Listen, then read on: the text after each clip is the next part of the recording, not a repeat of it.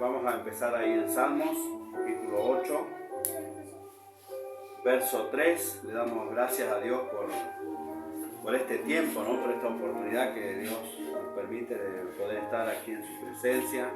Amén. Este lugar que lo hemos designado Casa de Dios. Amén. Y Puerta al Cielo, aquí en Ingeniero Luigi. ¿Qué hiciste? Nada, yo nada. ¿Usted qué? Sí, pará, porque lo voy a ver ahora. Bueno, igual, esa parte la puedo No, porque lo cortar. puse en modo avión y ahí se cortaron. Ahí se está conectando. ¿No toqué? ¿No toqué? Ah, lo rompiste. El volumen me parece que lo tenés que ahí o no. Sí. Ah, se puso en pausa, Pastor. Ah, está. ¿Cuál era? Salmos capítulo 8, verso 3. ¿Ahí está bien el volumen? Sí, para mí sí. Ustedes escuchan ahí porque Amén. tienen el aparato al lado. Sí, por eso. Bájenlo un cachito si quieren. Sí. Salmos 8.3, ¿encontraron? Amén. Dice así, lo leemos en el nombre del Padre, del Hijo y del Espíritu Santo. Amén. Amén. Cuando veo tus cielos, obra de tus dedos, la luna y las estrellas que tú formaste, digo, ¿qué es el hombre para que tengas de él memoria y el Hijo del hombre para que lo visites? Le has hecho poco menor que los ángeles y lo coronaste de gloria y de honra, lo hiciste señorear sobre las obras de tus manos, todo lo pusiste debajo de tus pies, ovejas y bueyes, todo ello, asimismo las bestias del campo, las aves de los cielos y los peces del mar, todo cuanto pasa por los senderos del mar. Oh Jehová, Señor nuestro, cuán grande es tu nombre en toda la tierra. Amén. Amén. Bueno, este es un salmo de David. Sabemos que los salmos, no todos los salmos los escribió David. Hubo otros también que escribieron salmos. Pero este lo escribió él y aparentemente yo me lo imagino, ¿no? Que él está afuera de su carpa, de su tienda y de repente miró el cielo, las estrellas y dice él, ¿y quién soy yo para que Dios se acuerde de mí?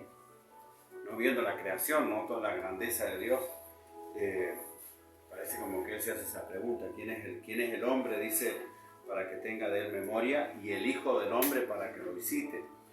Entonces, bueno, dice que lo coronó de gloria, que lo hizo un poco menor que los ángeles, que nos dio el poder para que nosotros nos enseñoreáramos sobre todas las cosas creadas, ¿no? Yo siempre digo que nosotros, los seres humanos, en especial los hijos de Dios, somos administradores de todas las cosas que Dios creó.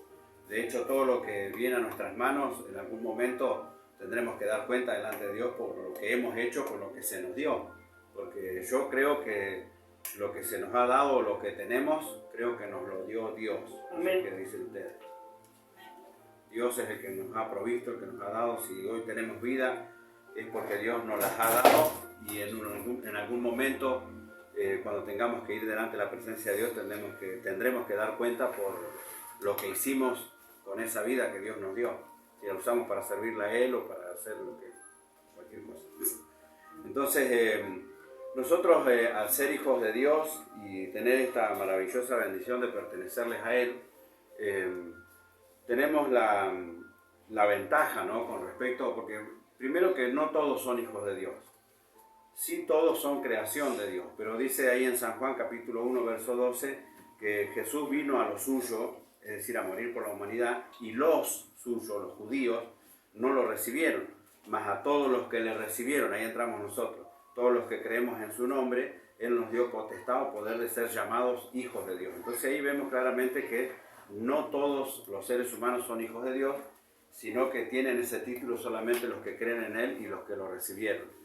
Entonces, partiendo desde ahí de que nosotros tenemos esa ventaja, ¿no? De ser hijos de Dios, y como hijos de Dios tenemos una relación obviamente diferente a la de los demás. Si usted hace una comparación con lo que usted, cómo se relaciona usted con sus hijos y cómo se relaciona con los hijos de los vecinos. O sea, aparentemente como que no tiene mucho interés, ¿no es cierto?, por el hijo del vecino, sino más bien de que al suyo no le falte, que el suyo esté bien, que el suyo reciba educación, salud. En cambio, si bien también quiere eso para el del vecino, pero no es nuestra responsabilidad, no sé si me explico. Entonces, en el caso de nuestra relación con Dios, nosotros tenemos un privilegio, ¿no?, de que Dios a nosotros, por ser sus hijos, nos tiene bendecidos. ¿Cuánto dicen amén? Nos tiene bendecidos, nos tiene sanos, nos tiene contentos, felices.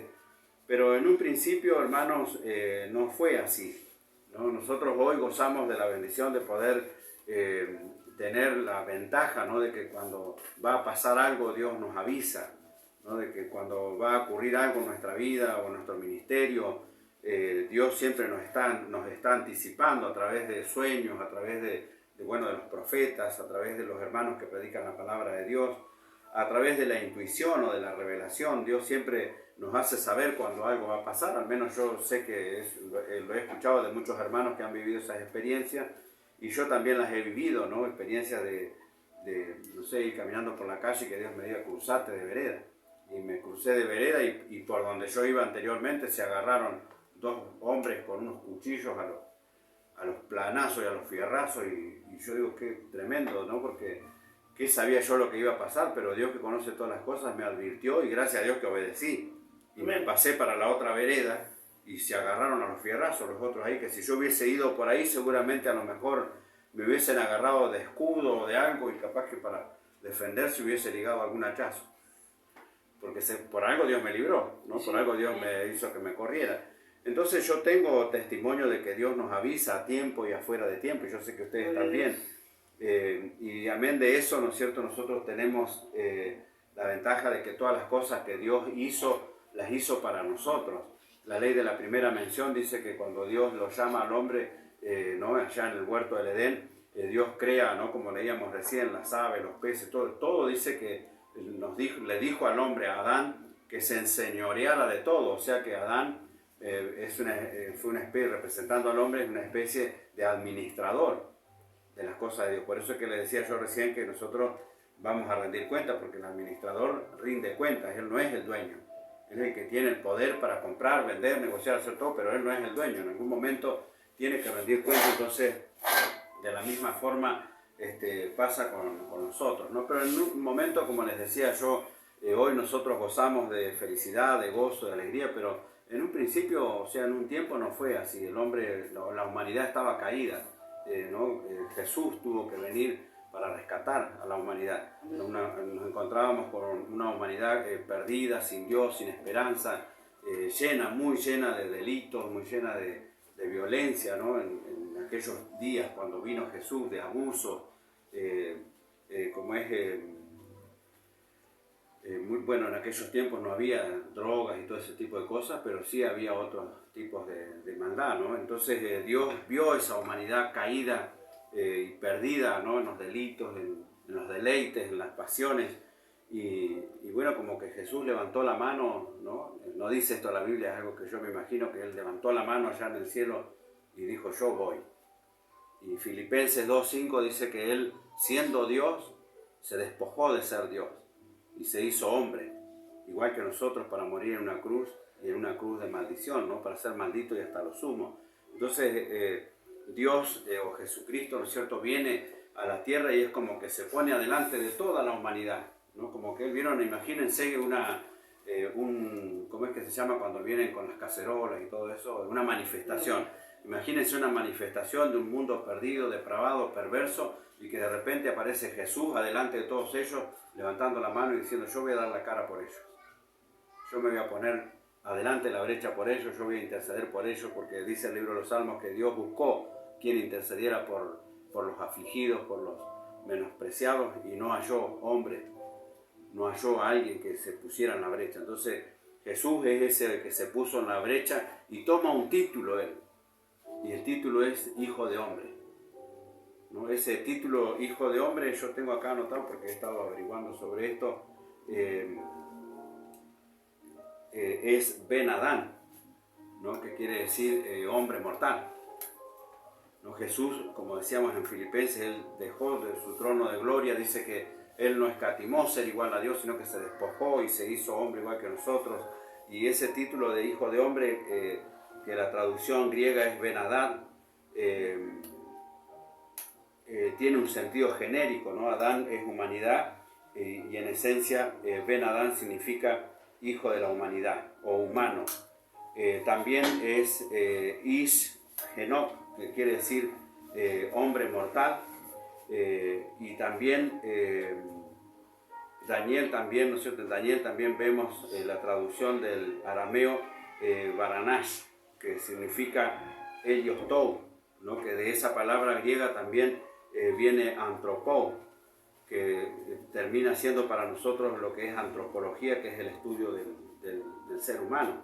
Entonces vemos ahí a través de estos diferentes, o sea, de la palabra hijo de hombre, cómo las traducciones, ¿no es cierto?, nos llevan a dar a entender claramente de que él se identifica como hombre. Amén. Y en Filipenses capítulo 5, verso 2, yo lo tengo por acá, no me acuerdo bien si en Filipenses.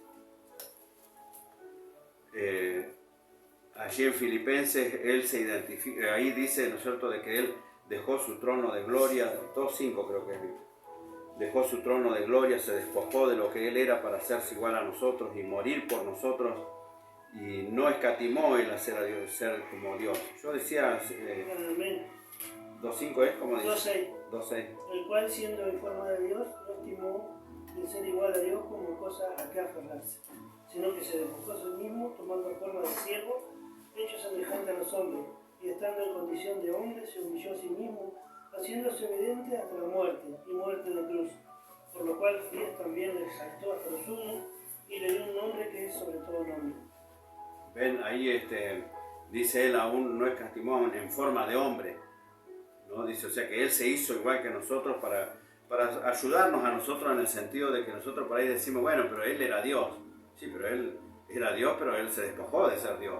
Se hizo igual a nosotros, con un cuerpo igual que el mío, con 10 dedos, con 2 manos, con 2 pies, igual que nosotros, como un ser humano, para decirnos a nosotros que en ese cuerpo, con ese cuerpo también se puede vencer. Amén. ¿No? Que no es que porque era Dios o porque era Jesús. Yo decía, bueno, yo siempre digo esto porque realmente me impactó mucho cuando yo estaba leyendo la Biblia y veo que Jesús lleva la cruz, ¿no? A través de las escrituras, ¿no? Jesús lleva la cruz y se cae una vez y se levanta, y entre azotes y empujones y maldiciones, piedrazos, escupitajos que le daba a la gente, la misma gente que habían sido recibidos sanidades, milagros anteriormente, la semana anterior, eran los mismos que lo estaban escupiendo, los mismos que lo estaban torturando, en otras palabras. De repente se cae de nuevo, lo vuelven a levantar los guardias y sigue avanzando con la cruz. Y para mí eso, ¿no? Yo iba leyendo eso y para mí era una escena campal, ¿no? Pues es que es tremendo Dios, ¿no? Y de repente veo que agarran a uno de la multitud, un desconocido total, y lo agarran. Yo me imaginé que lo agarraron así como del lomo, ¿no? Y lo metieron abajo de la cruz a Simón. Y dice que Simón le ayudó a llevar la cruz a Jesús. Entonces, cuando yo vi que Simón le ayudó a llevar la cruz a Jesús, yo dije, ¿por qué él no se recuperó a sí mismo si él es Dios? Si él tenía poder, si él podría haber hecho recuperar las fuerzas nuevamente, sus piernas, sus lomos, para poder seguir avanzando, llevando la cruz. Sin embargo, no fue esa la actitud de él. Claro, lo que yo no sabía es que él se había despojado. No usó el poder de Dios para sí mismo. No usó el poder de Dios para recuperarse él a sí mismo, sino lo que él quería era pasar los padecimientos y enseñarnos a nosotros que siempre, hermanos, la ayuda puede venir de cualquier lado.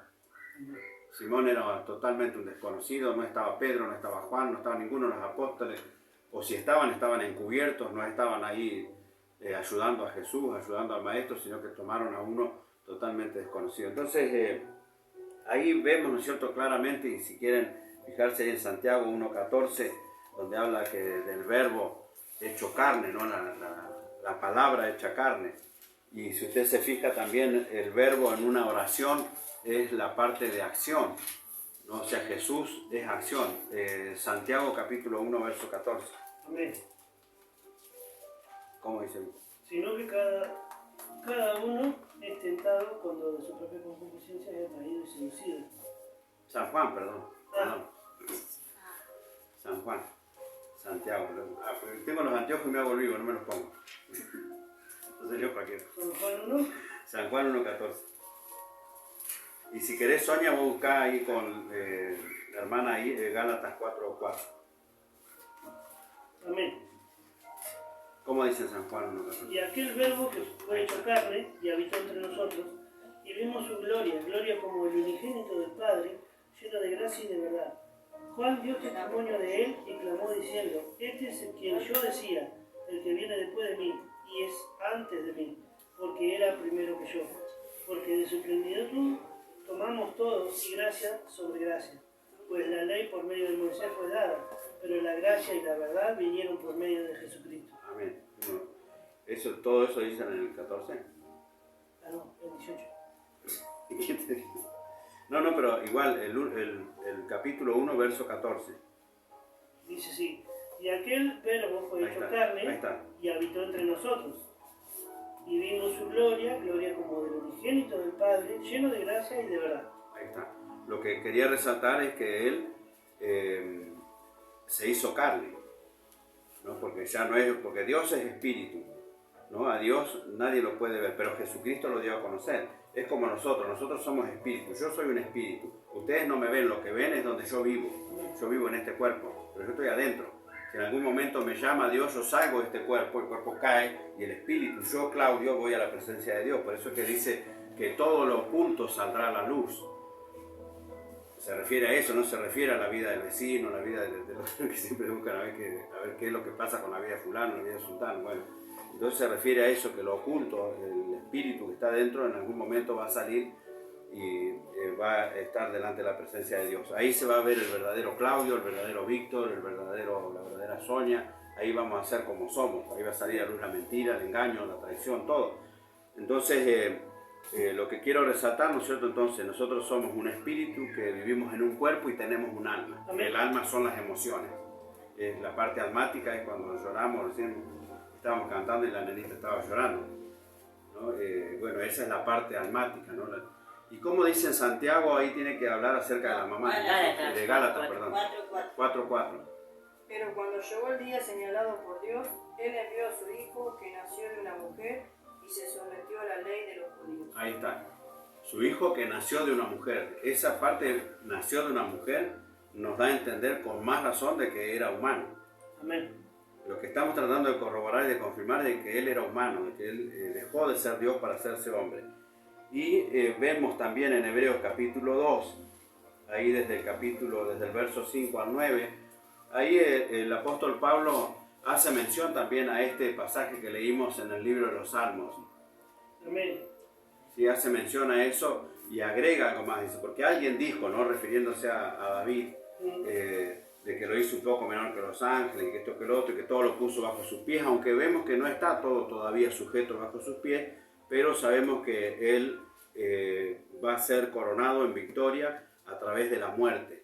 Amén. Porque cuando él muere, en realidad vence. El diablo creyó que lo había vencido, pero no, en realidad fue vencido el diablo, no Jesús. ¿Lo podés leer, Vic? O allá ¿Cuánto? Hebreos capítulo 2 Versículo 5 al 9. Yo tengo ahí. Bueno, Pero vemos aquel que fue. Porque no sujetó a los ángeles el mundo venidero, Fuerte. acerca del cual estamos hablando.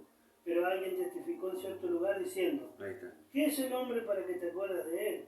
¿O el hijo del hombre para que lo visites? Lo hiciste un poco menor que los ángeles, le coronaste de gloria y de honra, y le pusiste sobre las obras de tus manos, todo lo sujetaste bajo sus pies. Porque en cuanto le sujetó todas las cosas, nada dejó que no sea sujeto a él. Pero todavía no vemos que todas las cosas le sean sujetas. Pero vemos que aquel que fue hecho un poco menor que los ángeles, a Jesús, coronado de gloria y honra, a causa del padecimiento de la muerte, para que por la gracia de Dios gustase la muerte por todos. Decíamos, bueno, ahí vieron que ahí aclara, ¿no es cierto?, cómo va a ser la victoria de Jesús a través de la muerte. Entonces, si iba a morir, es porque era una persona mortal. Amén. ¿No? Eso confirma también, ¿no es cierto?, de que verdaderamente él era un hombre, era una persona. Entonces, fíjense después en Mateo capítulo 9, verso 27, que él fue necesario que él tomase esa posición de hombre, de hacerse hombre, para poder morir por el inocente, para poder vengar la sangre del inocente. Creo que ahí dice algo. Amén. A ver, ¿lo puedes leer, Víctor? Mateo 9, 27. Pasando Jesús de allí, le siguieron dos ciegos dando voces y diciendo: ten misericordia de nosotros, hijo de David. Y llegado a la casa, vinieron a él los ciegos, y Jesús le dijo: ¿creéis que puedo hacer esto? Ellos dijeron: sí, Señor. Entonces les tocó los ojos diciendo: conforme a vuestra fe os sea hecho. Y los ojos de ellos fueron abiertos. Jesús les encargó rigurosamente diciendo: mirad que nadie lo sepa. Pero salidos de ellos, divulgaron la fama de él por toda aquella tierra. Ahí está, porque me parece que leíste más del 27, ¿no? Hasta 31. En el verso 27, a ver solamente ese verso, porque ahí se lo menciona a él como hijo de David. Amén. ¿No? Porque decíamos, estábamos hablando de lo que, digamos, de la definición de hijo de hombre. Ahora esta es sobre hijo de David. ¿Por qué le llama hijo de David? Dice: pasando Jesús de allí, le siguieron dos ciegos, Ahí dando está. voces y diciendo: ten misericordia de nosotros, hijo de David. Ahí está, bien. Eso es porque, bueno, él era heredero del pacto del reino del linaje de David. Amén. O sea, eso es lo que lo hace, porque vieron que ellos, antiguamente Jesús es sacerdote del orden de Melquisedec. No es sacerdote como los otros sacerdotes, los fariseos, que tenían que ser de la tribu de Leví. Claro. Entonces, para que corroborar de que el linaje de él es real, los ciegos lo llaman como hijo de David. Para tener en cuenta, porque a David se le hizo la promesa de que nunca iban a faltar un descendiente.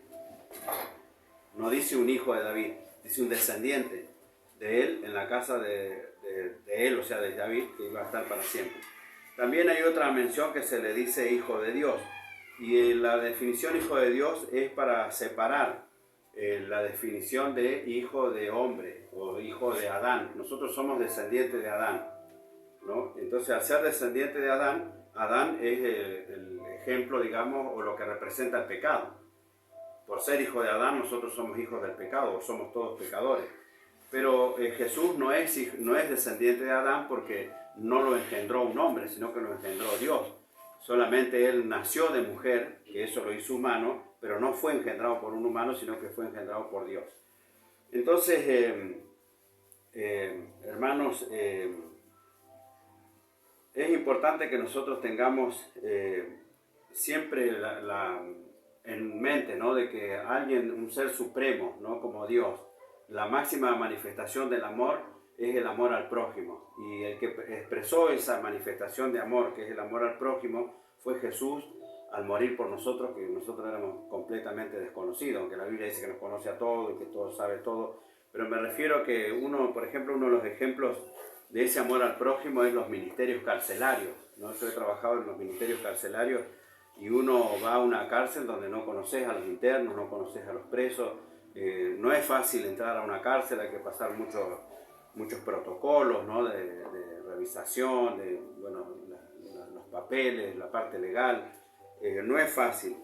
Y no es fácil a veces, por ejemplo, yo he ido a comisarías o en cárceles, no tanto, porque en la cárcel uno entra y pasa por un escáner ahora y listo. Ya está, pasa por el escáner, no tienes que sacarte nada.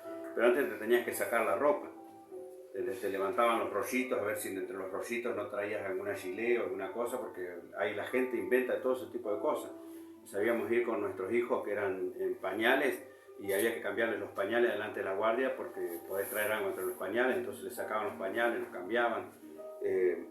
Y todos esos protocolos a veces como que son vergonzosos, ¿no?, para uno decir, ponerme a todo esto, porque me acuerdo que en la comisaría de Nacha, en la alcaidía, me hizo... ¿cómo es que se llama? No es revisación, tiene otro nombre cuando uno entra, que le hace la requisa. Me hizo la requisa un policía y me acuerdo que me hizo bajarme los calzoncillos, todo, agacharme todo y me revisó el ano, todo. No me tocó ni nada, pero a ver si no traía algo adentro. Entonces eso yo sé que a veces es el trabajo de ellos, no los culpo ni los estoy juzgando, lo que estoy diciendo es de que no es tan sencillo entrar a esos lugares, no es para cualquiera. Conozco personas que han perdido su matrimonio, ¿no?, porque el preso al final terminó quedándose con la mujer. Porque ahí adentro ellos tienen tiempo para todo, tienen tiempo, o sea, planifican todo. Las personas ahí no tienen nada que hacer, nada más que si tienen que dedicarse a esto, tienen todo el tiempo, todo el día, toda la noche y todos los años cuando están presos para estudiarlo. a veces saben más que uno. Entonces ir a la cárcel y exponerse a todo eso, ¿no? Yo creo que es una manifestación del amor de Dios. Entonces Dios, ¿qué es lo que les quiero decir con esto? Dios no tenía necesidad de dejar su trono de gloria. No tenía la necesidad de dejar su trono de gloria, no tenía la necesidad de morir en una cruz. No tendría por qué haberlo hecho. Solamente lo hizo por amor. ¿No? ¿Y por qué lo hizo por amor? Porque Dios tenía y tiene un propósito con el hombre, y es ponerlo en alto. No es que el propósito de Dios no es que nosotros estemos fracasados. El propósito de Dios no es que andemos llorando por las calles llenos de amargura, llenos de resentimiento, dolor. Yo intenté suicidarme 4 veces porque, como decía hoy, estaba perdido, no tenía esperanza, había perdido mi familia, había perdido mis bienes, había perdido todo. Entonces de repente me sale al encuentro un Dios oportuno, ¿no? Porque no hay nadie más oportuno que Dios. Y Él me rescató, me sacó de ahí de la soga donde yo me había colgado para suicidarme. Entonces yo creo que si hay algo que nosotros tenemos que tener en cuenta hoy como seres humanos, ¿cierto? Para toda la gente que está viendo por YouTube, tener en cuenta, ¿no es cierto?, el amor de Dios, ¿no? De que Dios nos rescató de un lugar donde nosotros éramos esclavos. Yo era esclavo del vicio. Yo andaba, me acuerdo que vivía enfrente a un boliche allá en Hacha, que no está más ahora, que es Las Palmas. Yo alquilaba ahí enfrente.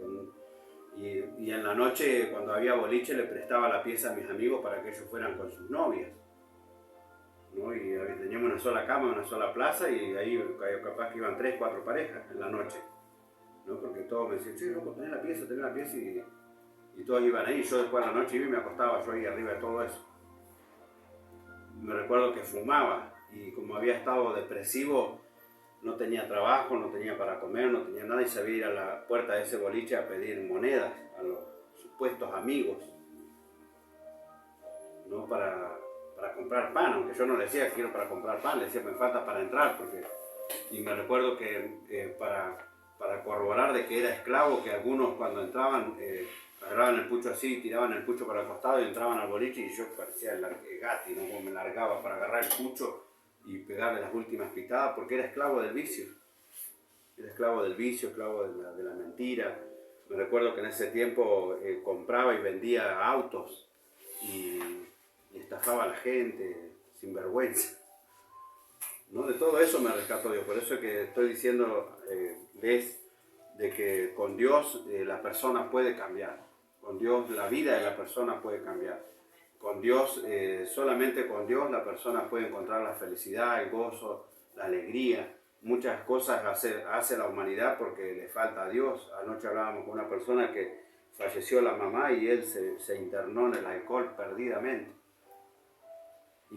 Pero eso pasó porque al morir la mamá se produjo un vacío en él, ¿no? Faltó algo en el corazón, la mamá. Y trató, como no conoce a Dios, como no sabía cómo manejar ese tipo de situaciones o emociones, comenzó a tomar. La idea era llenar ese vacío, olvidarse. Pero por las noches lloraba borracho porque se había ido la mamá, se sentía solo, hasta que al poco tiempo alguien le habló de Jesucristo. Y Jesucristo llenó el vacío que él tenía en el corazón. Nunca más tomó vino hasta el día de hoy.